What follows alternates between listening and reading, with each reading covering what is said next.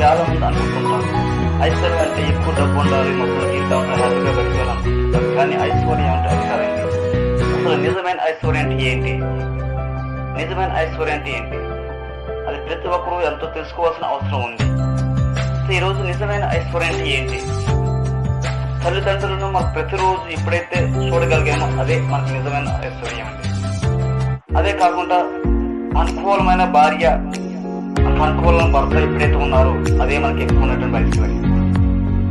అది చెప్పిన మాట వినేటువంటి మనకి ఎప్పుడైతే పిల్లలు ఉన్నారో అదే మనకి ఎక్కువ ఐశ్వర్యం.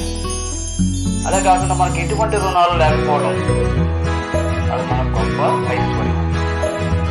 అయితే అవసరానికి సరిపడా ధనం కలిగి ఉండటం అదొక మనకి గొప్ప ఐశ్వర్యం.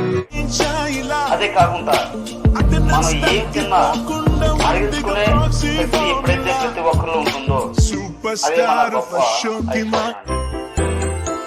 అలా కాకుండా మన కోసం ఎవరైతే కన్నీరు కాచి, మన కోసం ఎవరైతే మనసు పెట్టి కన్నీరు కాలుస్తారో వాళ్ళే మనకి నిజమైన ఐశ్వర్యం, అంటే నిజమైన మిత్రులే. ఇంకోటి విషయం ఏంటంటే మనం ఎప్పుడైతే 10 మందిలో గౌరవింపబడతామో అదే మనకు ఉన్నటువంటి